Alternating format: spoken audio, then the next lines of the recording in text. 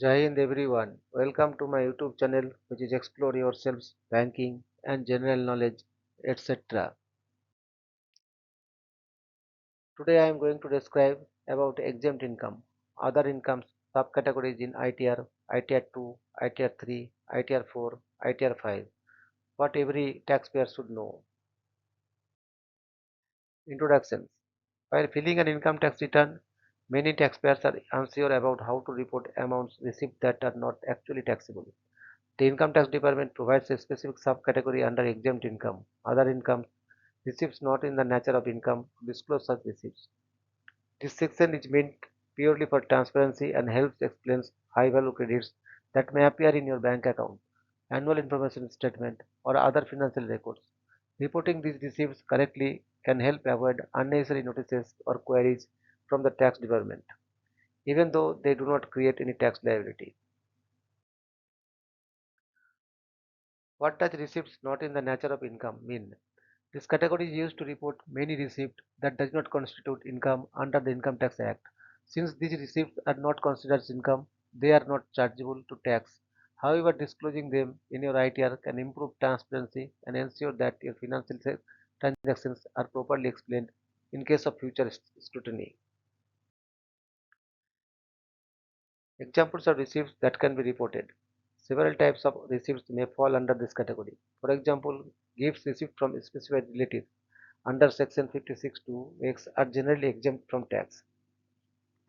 Similarly, personal gifts received on the occasions of marriage are also not taxable. Amounts introduced by a proprietor into the business from his or her own savings are considered as capital contributions and not income. Likewise, loans received from banks or other persons are borrowings and therefore do not constitute income.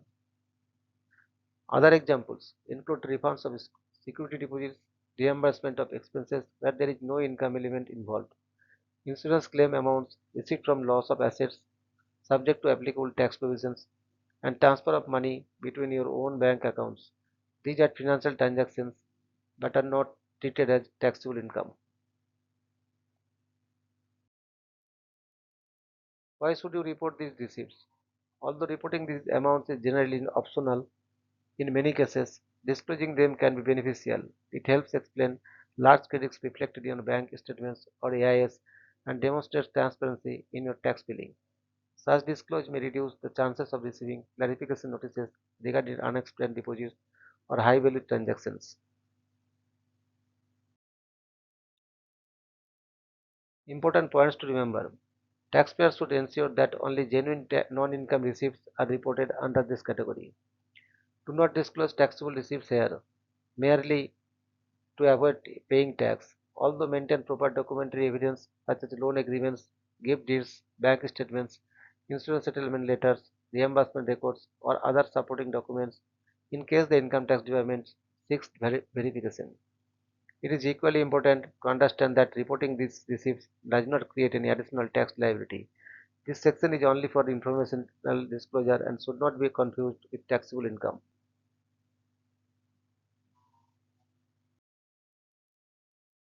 Professional tip. Use the receipts not in nature of income field only when the amount genuinely does not qualify as income under the Income Tax Act and its disclosure improves the accuracy and transparency of your income tax return. Proper reporting along with supporting documentation strengthens your tax compliance and helps ensure a smoother assessment process if your return is reviewed. Conclusion. Correct reporting is just as important as correct tax calculation. Understanding the difference between income and non-income receipts enables taxpayers to file accurate and transparent income tax returns. By appropriately disclosing exempt receipts under the other income category, taxpayers can explain high-value financial transactions, reduce the likelihood of unnecessary tax notices, and demonstrate responsible tax compliance. Always review the nature of each receipt carefully before reporting it and preserve relevant records for future references.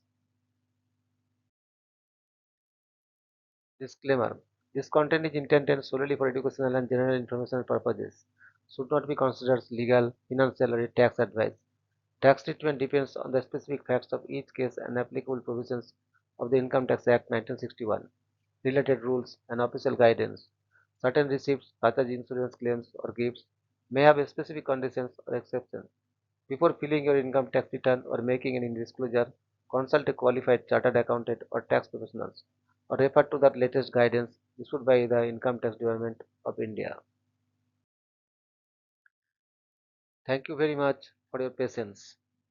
Request for like, subscribe, and share.